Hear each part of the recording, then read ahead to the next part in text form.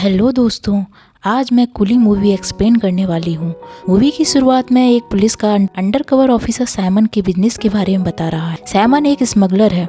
इसने वोट को सरकार से 99 साल के लिए लीज पर लिया है। यहाँ वोट पर क्या होता है इसी का पता लगाने पुलिस अब तक कई अंडरकवर ऑफिसर को भेज चुकी है, पर यहाँ ऑफिसर वहीं मारे जाते हैं और यहाँ की उनकी बॉडी भी नहीं मिलती।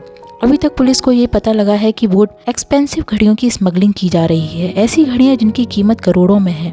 वहीं हम देखते हैं कि वोट पर कुलियों पर नजर दयाल रखता है। ऐसे समझ लो दयाल साइमन का राइट हैंड है और साइमन का बेटा जिसका नाम अर्जुन है वो कस्टम ऑफिसर है।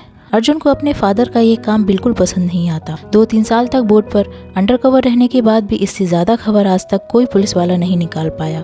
फिर दयाल को अपने आदमियों से उस अंडरकवर ऑफिसर के बारे में भी पता चल गया था। दयाल ने पहले तो उसकी फैमिली को खत्म किया और फिर ऑफिसर को भी सभी कुलियों के आगे फांसी दे दी। दयाल को यह भी खबर पता चली कि इस बीच एक और पुलिस वाला है।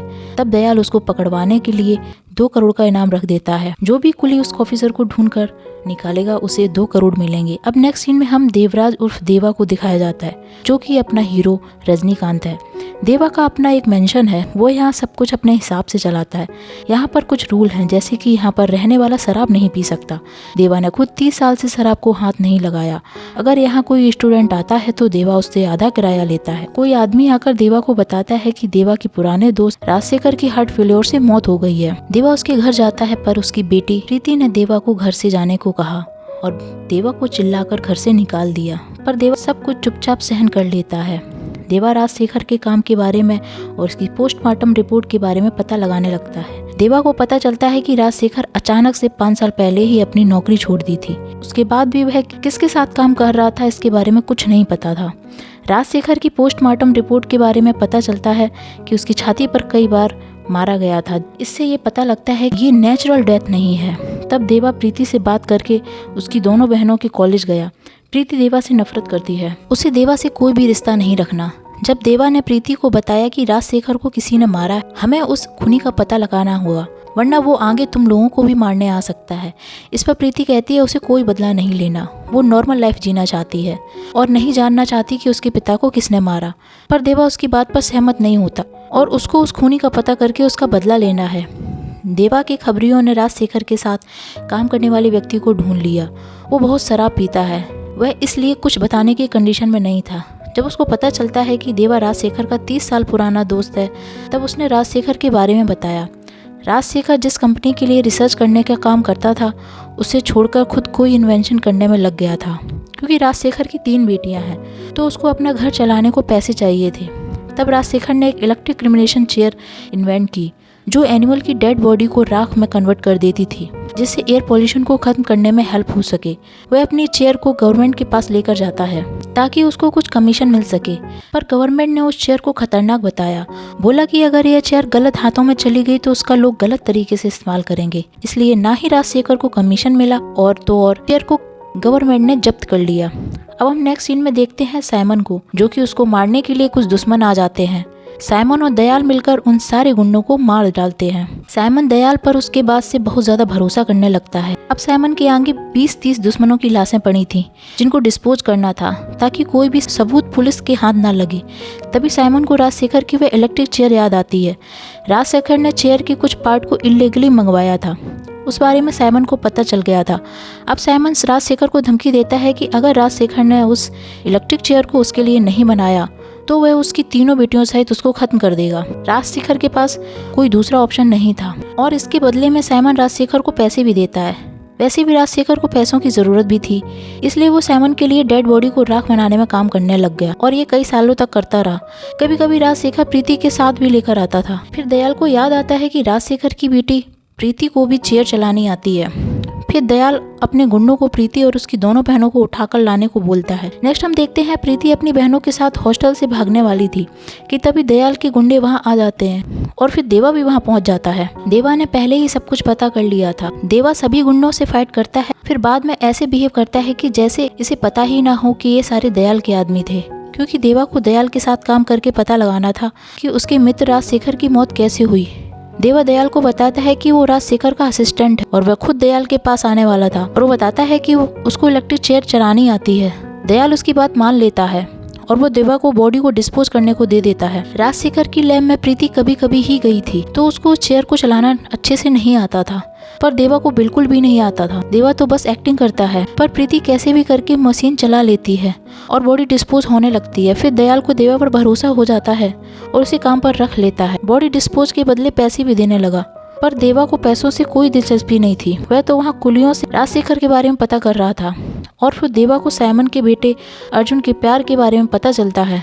और एक दिन देवा देखता है कि जब वो बॉडी को डिस्पोज कर रहा था तो बॉडी पर स्टिचेस थे। उससे पता चलता है कि साइमन बॉडी की तस्करी कर रहा है, पर देवा शांत रहता है। उसे सिर्फ राजशेखर के खूनी का पता लगाना था। देवा और प्रीति अब तक बहुत सारे पैसे कमा चुके थे, तो देवा प्रीति को समझाते हुए कहता है कि अब उसे काम ये छोड़ देना चाहिए।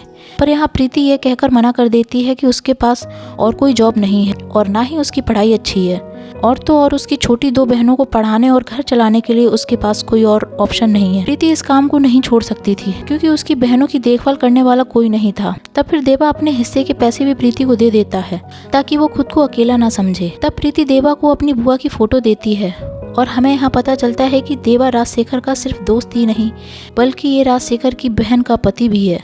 पर 30 साल पहले राजशेखर ने देवा की काम की वजह से देवा से सारे रिश्ते तोड़ लिए थे। अब हम देखते हैं साइमन इंडिया आ जाता है और यहाँ साइमन को उसके गैंग में छिपे पुलिस वाले के बारे में पता चल जाता है और फिर साइमन आते ही उसको मार देता है। और साइमन ने देवा और प्रीति को बुलवाया।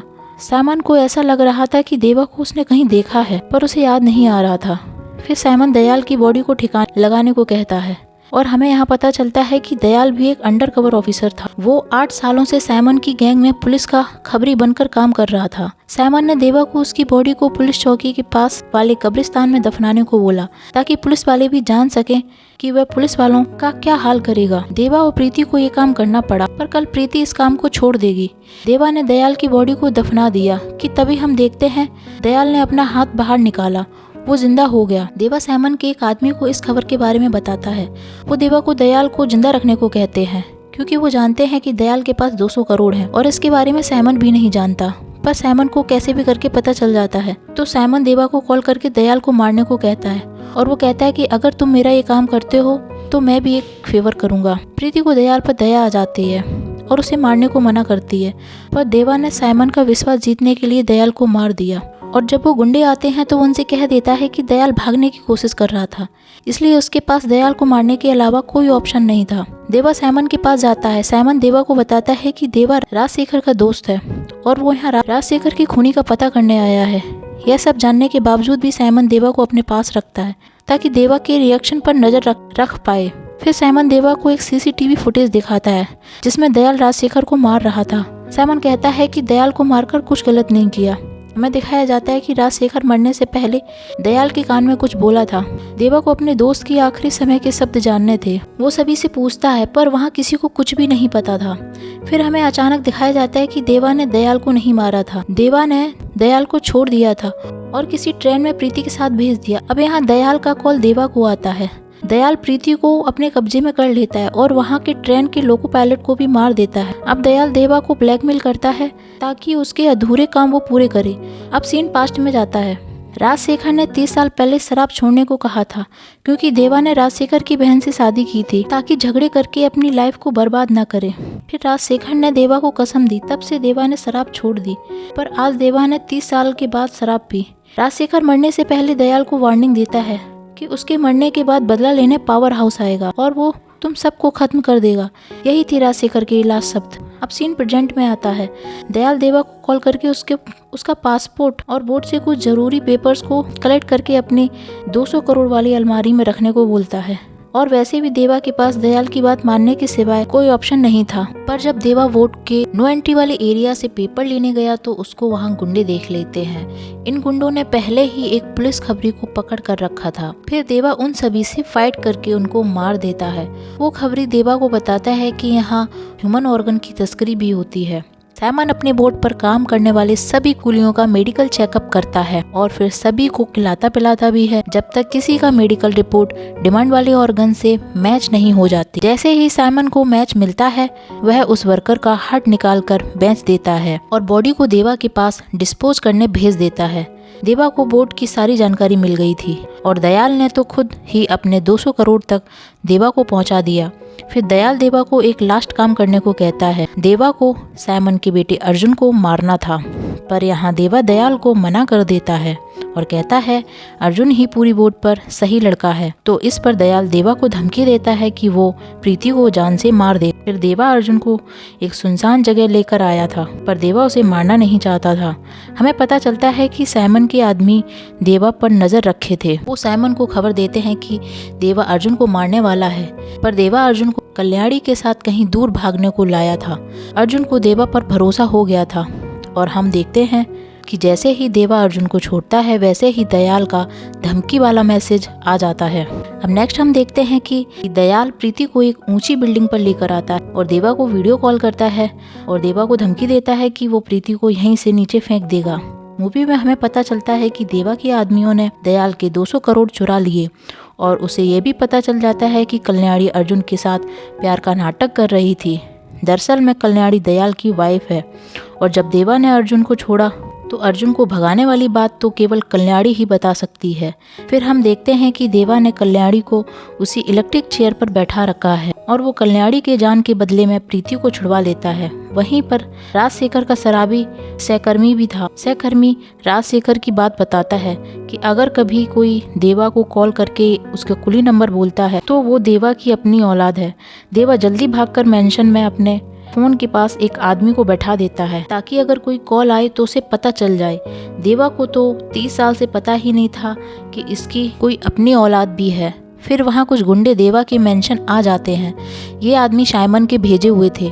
इधर हम देखते हैं कल्याणी अपनी मजबूरी बताती है। वो अर्जुन से कहती है दयाल ने उसके पेरेंट्स को जान से मारने की धमकी दी थी, इसलिए इसको ये सब नाटक करना पड़ा। अगर फिर भी अर्जुन को विश्वास नहीं हो तो वह मार सकता है। अर्जुन कल्याणी की बातों में आ जाता है और उसे इलेक्ट्रिक चेयर से आज़ाद कर देता है। पर हमें यहाँ पता चलता है कि कल्याणी दयाल की पार्टनर है और कल्याणी दयाल के साथ उसकी पुलिस ट्रेनिंग के टाइम से है। अब कल्याणी अर्जुन पर हमला कर देती है और बाकी सभी देवा के आदमियों को भी मार देती है। कल्याणी दयाल को कॉल लगाकर प्रीति को फिर से पकड़ने को बोलती है और कल्याणी अर्जुन को किडनैप कर लेती है और राजशेखर के सहकर्मी को इलेक्ट्रिक चेयर पर बांधकर उसे डिस्पोज कर देती है। और उधर देवा प्रीति की दोनों सिस्टर को सेफली अपने मेंशन में ले आता है।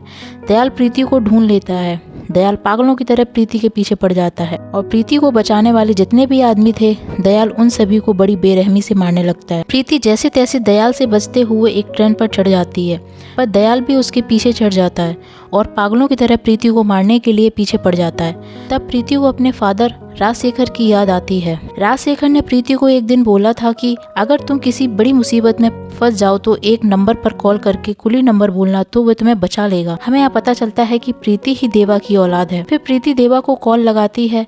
इधर देवा साइमन के गुंडों से फाइट कर रहा था। वो जैसे तैसे फाइट करते हुए कॉल उठाता है और देवा को प्रीति के बारे में पता चल जाता है। प्रीति अपनी लोकेशन और प्रॉब्लम बताती है, पर देवा चुपचाप सुनता है, फिर भी रिप्लाई नहीं देता। उधर दयाल प्रीति पर हमला कर देता है, पर देवा का एक आदमी जो प्रीति के साथ था वो दयाल को लेकर ट्रेन से कूद जाता है। यहाँ प्रीति की जान बच जाती है। उधर देवा अपने आदमियों को प्रीति की बताई लोकेशन पर भेज देता है और खुद दोनों बहनों को बचाने के लिए फाइट करता है। हमें दिखाते हैं कि कल्याणी भी चुपके से प्रीति का पीछा कर रही थी। वह सेम ट्रेन में भी थी जिसमें प्रीति है। फिर वो दयाल को कॉल पर बोलती है वो प्रीति पर नजर रखे हुए है। दयाल अर्जुन के साथ एक गाड़ी में है और दयाल के पास पासपोर्ट भी था ताकि वो देश छोड़कर जा सके। फिर दयाल साइमन को वीडियो कॉल करके झूठ बोलता है कि तुम्हारे बेटे की जान के बदले देवा मेरी पत्नी की जान नहीं लेगा, इसलिए अर्जुन को मुझे मारना पड़ रहा है। और उतना कहते ही दयाल ने साइमन की आंखों के सामने अर्जुन की जान ले ली।